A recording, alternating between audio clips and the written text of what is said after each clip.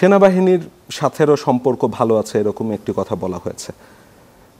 তো আমি তারপরে আপনাকে জিজ্ঞাসা করতে চাই, কারণ রিসেন্ট টাইমসে সেনাপ্রধান তার হাই অফিসিয়ালদের সাথে বৈঠক করেছেন, গতকাল আপনারা 3 বাহিনীর প্রধানদের সাথে বৈঠক করেছেন, যেখানে আবার আইজি ছিলেন না, পুলিশের প্রধান। না আইজি ছিলেন। আমার এখানে আমাদের ইয়েতে ভুল হয়েছে, আমাদের প্রেস রিলিজে এটা লেখাটা উচিত ছিল।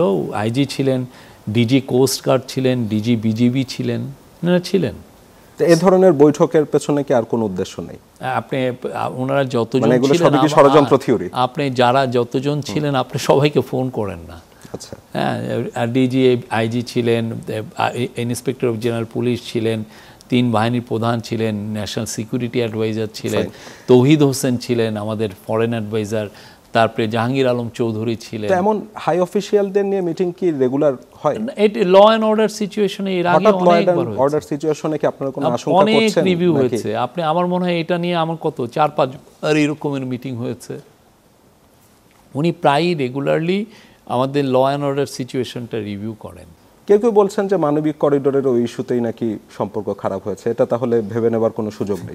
আপনি এটা এই যে মানুষ আমরা মানে সবচেয়ে ফেসবুক হওয়াতে বা সোশ্যাল মিডিয়ায় হওয়াতে একজন একটা স্পেকুলেশন করেন, ওইটাকে আবার অনেকে এটাকে আবার স্পিন করেন। আর সবথেকে কথা হচ্ছে যে পতিত স্বৈরাচারের যারা বট বাহিনী বা যারা ওরা আবার এটাকে নিয়ে ফুলিয়ে ফাঁপায়। ওনারা তো কনসিস্টেন্টলি মিথ্যা নিউজ স্প্রেড করতে থাকেন, একটা না দুইটা না।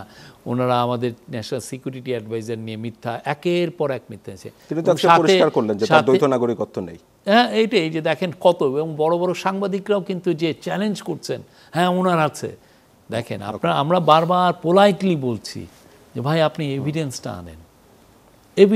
আনেন যে উনি এই দ্বৈত নাগরিক কিনা।